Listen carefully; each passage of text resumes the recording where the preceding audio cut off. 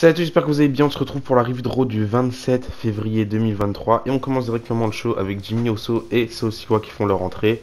Ils vont débarquer dans le ring. Jimmy Uso va commencer par dire que ce vendredi à SmackDown, nous aurons Roman Reigns qui sera là pour montrer encore une fois qui dirige SmackDown et que ce soir ils sont ici à Raw pour montrer qui dirige le show rouge du coup, jusqu'au moment où on a les Street Profits qui débarquent. Tout ça, ça va nous mener à un match entre les deux équipes. Un match assez sympa, on va dire, entre Sikoa et Jimmy Uso face à Angelo Dawkins et Montez Ford.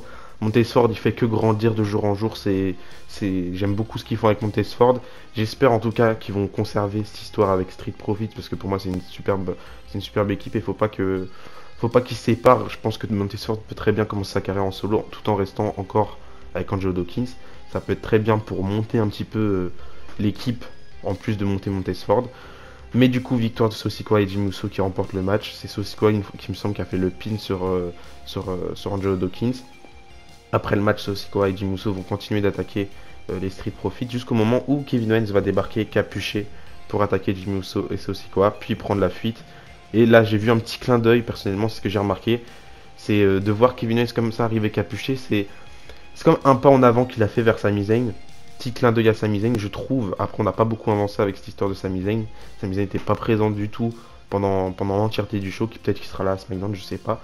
Mais en tout cas, je pense que c'est un petit pas en avant de la part de Kevin Owens. On va voir ce qui va se passer par la suite, même si ça paraît assez logique. Suite à ça, ensuite, on a eu le VIP Lounge avec MVP et comme invité Brock Lesnar. Je rappelle que la semaine dernière, Omos a lancé un challenge à Brock Lesnar pour un match à WrestleMania. Je vais pas en parler plus que ça parce que c'est pas méga intéressant. Mais on a Brock Lesnar qui a débarqué. On a MVP qui a vendu un petit peu le match à Brock Lesnar. C'était assez marrant en vrai le segment avec MVP et Brock Lesnar. Je trouve que c'était super bien. On a MVP qui a dit à Brock Lesnar de ne pas lui faire de souplex. Mais finalement il lui a fait un F5 à la fin. Mais il a quand même accepté le challenge de Omos. Et donc c'est officiel. On aura Omos contre Brock Lesnar et WrestleMania. Je suis pas beaucoup hype par ce match-là. Je suis pas hype du tout. Hein. J'aurais préféré qu'il ait pas lieu. C'est assez random en vrai comme match. Puisque Omos il catch pas beaucoup à Raw. Je crois que depuis le début de l'année il a fait un match. Et encore, je pense dans l'entièreté de sa carrière, à Raw il a fait 4-5 matchs en solo. Et dans tous les cas c'est pas intéressant. Comme je fais que le répéter, ils ont tout testé avec Omos. En solo, ils ont essayé en équipe avec AJ Styles. Ils ont essayé avec un manager, MVP. Il n'y a rien qui va, son in-ring il est pourri, son mic skills il est pourri. Il est juste pas bon Omos. Hein. Je pense pas qu'il y ait un truc intéressant à faire avec lui.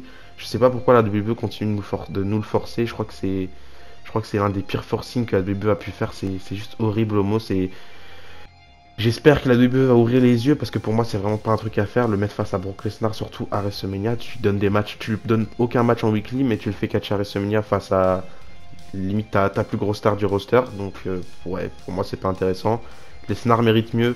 On a essayé de nous vendre un Gunther contre Brock Lesnar, un Bobby Lashley contre Brock Lesnar, qui sont tous les deux des matchs meilleurs que ce qu'on va avoir. Enfin, j'imagine. Et là, on nous donne finalement Omos contre Brock Lesnar, donc pas intéressant pour moi. Ce sera probablement le match que je regarderai pas, ou je serai pas concentré en regardant ce match-là. En plus, il va pas durer très très longtemps, on va pas se mentir.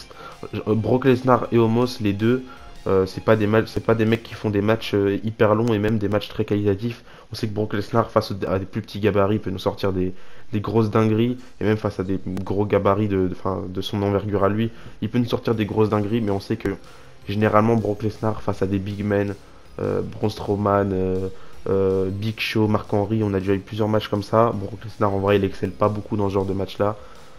Donc ouais, pas ouf, je suis pas très très intéressé. J'espérais que ce serait une petite blague et qui nous l'enlèverait à la fin, mais finalement non. C'est le genre de truc qui m'énerve avec la WWE.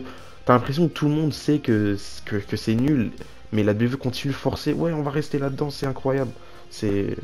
J'espère que ce match-là à WrestleMania, ça va faire ouvrir les yeux pour se dire que faut arrêter avec Omos. Je sais pas qu'est-ce qu'ils veulent faire avec lui. Moi, ça tenait qu'à moi. Bah, je l'enverrais à NXT ou je sais pas qu'est-ce qu'il ferait. Enfin bref, j'ai arrêté de me plaindre par rapport à ça. Donc on a un autre match qui est annoncé sur la carte de WrestleMania. On avance petit à petit. C'est vrai que la construction de WrestleMania pour l'instant elle est pas incroyable. On a juste Roman Reigns contre Cody Rhodes qui est vraiment hypant. Et cette histoire avec la Bloodline, Sami Zayn, Kevin Owens qui est assez hypant. Pour le reste, on n'a pas trop avancé. Et c'est un petit peu dommage. Après, il reste quand même un gros mois avant WrestleMania.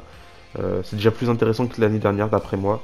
Après l'année dernière, j'étais pas méga investi sur ce programme de WrestleMania, enfin sur les programmes de WrestleMania. Mais voilà. Ensuite, on a eu un match très très intéressant entre Cody Rhodes et Chad Gable. Pour moi, c'était le meilleur match de la soirée. Quand le match a été annoncé plus tôt dans la soirée, j'étais super content parce que Chad Gable il fait d'excellents matchs en solo. Cody Rhodes c'est un super catcheur, du coup ça pouvait que fonctionner entre les deux. Plein de combinaisons que j'ai trouvé incroyables entre Cody Rhodes et Chad Gable, c'était plutôt fluide, même s'il y a quand même une sacrée différence de taille entre Cody Rhodes et Chad Gable qui rendait parfois quelques spots assez compliqués, mais finalement ça réussissait tout dans tous les cas. On avait Otis qui était en ringside mais qui était un petit peu déconcentré par Maximum Male Models. On voit que Otis et Chad Gable vont probablement finir par se séparer. Je sais pas c'est quoi la finalité de tout ça. Moi j'espérerais qu'on nous annonce un jour un retour de Jason Jordan sur le ring pour reformer American Alpha. Mais je pense que faut pas trop espérer. Jason Jordan là il est bien en tant que producteur à la WWE. Et je le vois pas revenir sur le ring de sitôt et même peut-être jamais. Mais en tout cas ça me ferait espérer. Et même Chad Gable en solo pour moi ça peut être incroyable. J'étais pas méga fan en vrai d'Alpha Academy, je trouve que c'est pas une team qui est insane. C'est assez drôle en vrai cette team là, mais c'est pas la team qui me hype le plus. Du moins c'est pas la plus legit je dirais d'après moi. Mais du coup voilà, victoire de Cody Rhodes qui remporte le match avec son Crossroads. Il a enchaîné un cutter et un Crossroads qui étaient super bien exécutés. Limite les meilleurs deux moves qu'il a exécutés depuis son retour à WrestleMania l'année dernière. Mais du coup voilà, victoire de Cody Rhodes.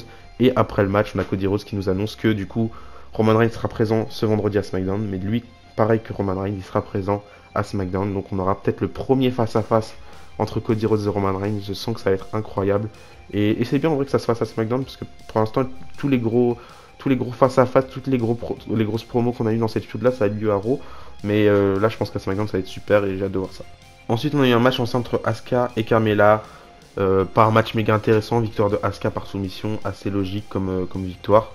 Après le match, on a Asuka qui va dans le ring et qui reste dans le ring du coup et qui demande à Bianca Belair d'arriver. On a Bianca Belair qui arrive, mais là on a Carmella qui attaque Asuka dans le dos. Puis ensuite elle s'échappe du ring pour dire qu'elle est la meilleure. J'ai pas compris en vrai pourquoi ils ont fait ça. J'espère, mais j'ai peur, mais j'espère pas que Carmella va se rajouter dans le match de WrestleMania parce que pour moi c'est vraiment une grosse déception qu'on a un triple threat avec Carmella. Parce que autant Asuka contre Bianca Belair c'est très hypant, mais là un triple threat ce serait moins hypant, et avec Carmella en plus ce serait beaucoup moins hypant. Donc j'espère juste qu'ils vont pas se diriger vers ça. Ça me fait peur hein, parce que même si j'ai confiance en Triple H et confiance en ce qu'il fait dans son booking, il y a certaines décisions depuis quelques mois, depuis quelques semaines que je trouve vraiment incohérentes et surtout récemment. Donc ça commence à me faire peur. J'espère juste qu'ils vont pas se diriger vers ça. Ensuite, on a eu un autre match ensemble entre deux filles, Piper Niven contre Candice LeRae. C'était un match intéressant en vrai.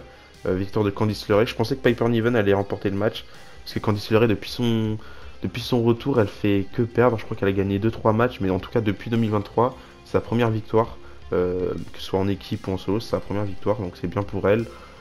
Ça continue en plus avec Nikki Cross, on va voir ce qui va se passer, peut-être une équipe, je sais pas. D'ailleurs, c'est serait temps de reconstruire la division féminine par équipe parce que c'est n'importe quoi, et la division féminine dans sa globalité, hein, parce que c'est pareil, c'est pas très ouf et c'est un peu dommage. Ensuite, on a eu un nouvel épisode de Miss TV. On a le Miss qui est dans le ring et qui nous annonce que ce soir il a un invité spécial puisque son invité sera l'hôte de WrestleMania. Donc rondement de tambour, là on découvre c'est qui. Évidemment c'est le Miss qui est l'hôte de WrestleMania. Sauf que là Seth Rollins va débarquer, il va forcer pour que le Miz appelle Logan Paul sur son téléphone. Assez ridicule en vrai la construction entre le Miz et Logan Paul. Il y a eu quelques petits trash talk dans les interviews de Seth Rollins. Ok c'est intéressant mais à part ça c'est pas méga poussé, il n'y a pas de réelle vraie histoire entre les deux. Juste l'histoire c'est que Logan Paul a éliminé Seth Rollins du Royal Rumble et que Seth Rollins il aime pas Logan Paul. Et ça se comprend. Et c'est assez dommage en vrai qu'on en arrive là dans la construction. Parce que même si on a beaucoup qui aiment Logan Paul et que moi aussi je l'aime beaucoup, j'apprécie ce qu'il fait dans le ring, Seth Rollins on va pas se mentir, il mérite beaucoup mieux. Et c'est dommage de lui donner ça comme programme. Après on va pas s'en plaindre parce qu'on risque d'avoir un bon match. J'ai entendu 2-3 rumeurs comme quoi Logan Paul il serait allé à Black and Brave Wrestling, du coup l'école de catch de Seth Rollins pour s'entraîner avec Seth Rollins pour son match à WrestleMania. Donc ça risque d'être un gros match en tout cas dans l'in-ring. Je suis pas sûr qu'on ait la hype de l'année avec ce match là. Mais en vrai je vais quand même laisser une chance à ce match là parce que ça peut être bien. Mais encore une fois, d'après moi c'est juste une opportunité de louper pour faire briller quelqu'un d'autre à WrestleMania. Après ça reste WrestleMania, c'est la fête du catch. et c'est normal qu'il y ait des célébrités, des légendes, des tout ça, mais c'est pas mon truc. Enfin bref, du coup, on a Seth Rollins qui va mettre un super kick au Miz, il va prendre le téléphone du Miz pour téléphoner à Logan Paul, et Seth Rollins va demander à Logan Paul de venir pour le confronter la semaine prochaine, et du coup Logan Paul il accepte. D'ailleurs, Seth Rollins va faire un petit clin d'œil à Jake Paul qui a perdu son fight face à je sais plus qui, je suis pas trop intéressé par tout ce qui se passe autour de ce genre de sport de combat, mais en tout cas petit clin d'œil à Jake Paul qui peut-être lui pourra faire ses débuts à la WWE prochainement pour aider son frère. Je suis pas fan de l'idée, mais on verra bien.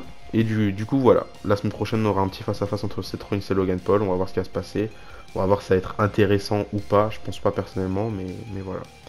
Ensuite, on a eu un match entre Bobby Lashley et Elias. Je crois qu'on avait déjà eu une petite confrontation entre les deux la semaine dernière où ça n'avait pas mené à un match, mais en tout cas, Bobby Lashley avait attaqué Elias pour aucune réelle raison.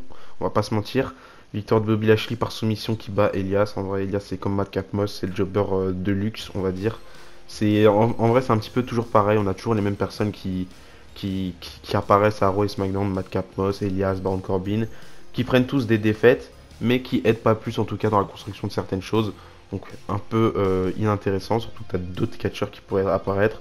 Je pense à Cedric Alexander, je pense à Shelton Benjamin, je pense à Mustafa Ali, je pense à plein d'autres personnes. Il y en a plein, Angel Garza, on a tellement de talent dans le roster, peu utilisé, et c'est juste assez dommage.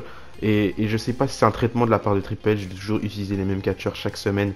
Tout le temps, chaque semaine, tu as les mêmes catcheurs qui apparaissent. Tout le temps, chaque semaine, tu as les mêmes catcheurs qui font pas les mêmes matchs, mais juste tu prends les mêmes catcheurs. Ils ont fait un match contre une autre personne. La semaine prochaine, tu les fais affronter quelqu'un d'autre, mais toujours quelqu'un qui a fait un match la semaine d'avant. Enfin bref, c'est toujours un peu pareil avec les matchs à Raw et SmackDown depuis quelques semaines maintenant. C'est un petit peu dommage d'ailleurs, mais bon. On va pas trop s'en plaindre, c'est déjà mieux que rematch après rematch comme on avait à l'époque. Mais du coup, victoire de Bobby Lashley. Après le match, il va prendre le micro pour être incohérent encore une fois. Il va parler de Elimination Chamber et sa victoire face à Brock Lesnar par disqualification. Il va dire que Brock Lesnar ça n'a pas été un homme de pas taper, il a préféré lui mettre un low blow comme ça c'est fait. Puis maintenant il va dire qu'il veut se prouver encore une fois face à quelqu'un d'autre et qu'à la place d'affronter Brock Lesnar il va affronter Bray Wyatt. Mais il rajoute que Bray Wyatt devrait ne plus parler de lui. Donc tu vas affronter Bray Wyatt, mais Bray Wyatt il a plus le droit de parler de toi. C'est pas très cohérent. Il va dire à Bray Wyatt que lui il joue pas avec des jeux d'enfants. Et puis en se barrant du ring sur le titre en tronc, on a la musique du Muscle Man avec Bray Wyatt comme on avait déjà eu je crois avec John Cena il y a 2-3 ans. C'est une musique de Bray Wyatt qu'il avait fait dans une Firefly Funhouse qui est assez connue et assez marrante, mais aucune utilité d'après moi. On avait Bobby Lashley qui apparaît du coup sur cette musique là. Et du coup ça se termine comme ça. À la fin du segment on a Bray Wyatt qui dit à Bobby Lashley qu'il ferait de mieux de fuir. Donc on verra bien ce que ça va donner ce match là. Mais je vais pas vous mentir que pareil que pour le match Omos contre Brock Lesnar, j'ai l'impression que c'est juste un match random qui sert à rien. On a Bray Wyatt qui est arrivé dans le ring à SmackDown, il a dit bon je vais affronter soit Brock Lesnar soit Bobby Lashley, mais juste le gagnant des deux. Je pourrais affronter quelqu'un d'autre mais je choisis les deux là parce que ils sont beaux, ils sont sympas. C'est pour aucune raison quoi, y a rien qui colle. J'ai l'impression que la WWE ils prennent quelqu'un, ils prennent Brock Lesnar on va dire, et puis ils font plouf plouf, ils choisissent leur adversaire au hasard, et là ça a été pareil avec Bray Wyatt et Bobby Lashley. C'est un match random, tout à fait random, qui est pas plus hypant que ça, y a rien derrière, y a rien qui te donne envie de regarder, c'est juste je veux t'affronter toi, ah tu m'as challengé, bon j'arrive hein, quand même parce que c'est WrestleMania, et à WrestleMania on fait des matchs au hasard, hein. C'est connu maintenant depuis quelques années, je comprends pas, c'est n'importe quoi, mais après je vais me laisser emporter, on va pas se plaindre tout le temps, on va voir ce que ça va donner, ça se peut ce sera un match incroyable, mais personnellement je pense pas, j'aurais préféré avoir un Bray Wyatt contre un Cody, histoire d'avoir un truc au moins cohérent, et d'avoir le rematch entre Brock Lesnar et Bobby Lashley, histoire d'en finir, parce que là, tout se termine mal et tout commence mal, c'est chaotique on va dire. Encore une fois, ça reste que mon avis. Personnellement, je trouve que c'est pas des matchs très très intéressants et que c'est pas méga cohérent et que j'ai pas de hype du tout. Mais je doute pas que parmi certaines personnes, il y en a quand même pas mal qui apprécient ce genre de match et même la construction et qui ont un avis différent de moi. Et ça reste correct hein, parce que chacun son avis au final. Juste après, on a eu Otis Johnny Gargano d'ailleurs par rapport à ce match-là. Quelques segments avant, on avait Johnny Gargano qui disait que il avait accepté le match même s'il n'était pas à 100% parce qu'il se remettait petit à petit d'Elimination Chamber et etc. jusqu'au moment où Finn Balor il a dit que Otis allait écraser Johnny Gargano et que si c'était pas le cas, il terminerait le travail la semaine prochaine. Donc la semaine prochaine, on aura Johnny Gargano contre Finn Balor. C'est le genre de match qui m'intéresse beaucoup personnellement. J'avais adoré leur match à NXT Cover Portland juste avant le Covid d'ailleurs, c'était incroyable. C'était le retour, on va dire, de Finn Balor à NXT. Le deuxième match de Finn Balor en takeover depuis son retour à NXT. C'était juste ouf ce match-là. Et encore une fois, par rapport à Finn Balor, il nous a dit aussi un petit peu plus tôt dans la soirée que c'est lui qui décide quand est-ce qu'il en aura fini avec Edge. Et il veut en finir avec Edge à WrestleMania. Donc le challenge est lancé. C'est pas encore officiel, mais personnellement, j'espère qu'on aura Finn Balor contre Edge dans un Hell in a Cell avec Finn Balor en démon, pourquoi pas. Et ça pourrait être ouf pour Finn Balor. Du coup, Otis contre Johnny Gargano, victoire de Johnny Gargano. Encore une fois, c'est pas une victoire clean. Il a pas beaucoup de victoires clean, Johnny Gargano, en 1 contre 1, c'est assez dommage. Il remporte le match parce que Otis était fâché, parce que Johnny Gargano il avait été près de Maxime Dupri. Enfin bref, après il a mis un DDT sur le bord du ring et son slingshot DDT, du coup, pour en finir. Victoire de Johnny Gargano. Moi, ce qui m'intéresse juste, c'est le match la semaine prochaine, mais j'ai pas grand chose à rajouter par rapport à tout ça. Mais du coup, voilà.